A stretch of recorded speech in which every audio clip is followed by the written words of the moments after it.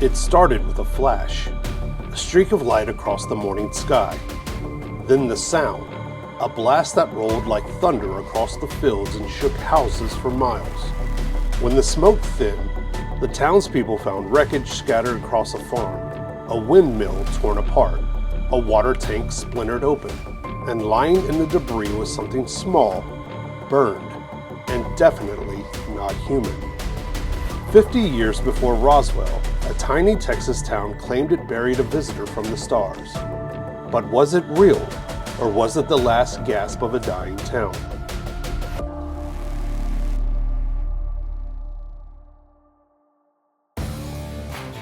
Just northwest of Fort Worth, North Texas becomes a patchwork of fields and winding back roads. Aurora is one of the communities scattered out here. The kind you can pass without a second glance, unless you know where its bodies are buried. That's how I ended up on a quiet road leading to the Aurora Cemetery. In the warm Texas sun, it has a simple, unhurried beauty. An iron gate, weathered stones, a few trees for shade. Nothing elaborate, but this is where the story lives, here, in the dirt. They say the people of Aurora buried something here, something they didn't quite understand. And over a century later, this legend keeps drawing people back. In 1897, Aurora wasn't vastly different than it is today. A handful of homes, scattered farms, and a main road. Enough to call it a town, not enough to make it busy. On the morning of April 17th, that routine changed. Just after sunrise, a sound no one had ever heard before tore across the sky. Sudden, sharp, close enough to pull people out of their homes. They stepped into their porches and watched a streak of blinding light cut across the dawn before slamming into Judge J.S. Proctor's property with an explosion that shook the ground. The blast tore through the judge's windmill and splintered his water tank. Neighbors ran towards the smoke, and what they found stopped them in their tracks. Strange wreckage, twisted metal and broken machinery scattered across the yard, flames licking through the debris. And in the middle of it all was a body, small, burned, human-like, long, thin limbs, a bulbous head. Strange enough that nobody agreed on what they were looking at, only that it wasn't human. People stood around it arguing quietly, each trying to make sense of it. No doctor, no sheriff with answers. No one in Aurora who knew what to do next.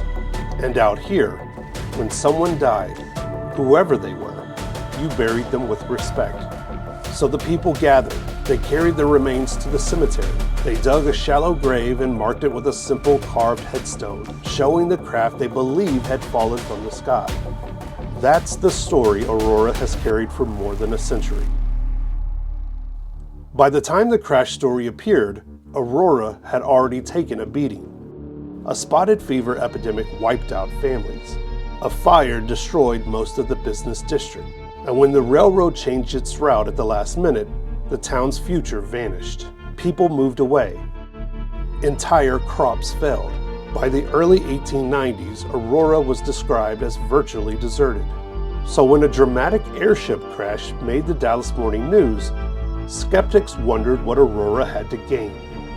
Was the town trying to save itself with a headline? Was the local writer who penned the article spinning a last great tale of a place slipping away? Or did he simply report what people genuinely believed they had seen? There are details that complicate both sides.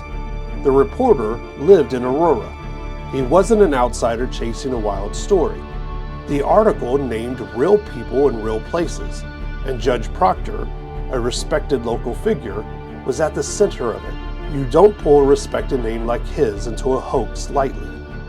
Yet, decades later, some residents insisted the judge never had a windmill at all. Others said investigators never found a grave. And the headstone, the one set to mark the visitor's burial, vanished long ago. None of it proves the story. None of it disproves it either. That's why the legend persists, caught between fact, folklore, and the needs of a town that refused to disappear. So what exactly happened here in Aurora in 1897? We may never know. But over a century later, people still come back here for proof, for truth, and the kind of story they want to believe in.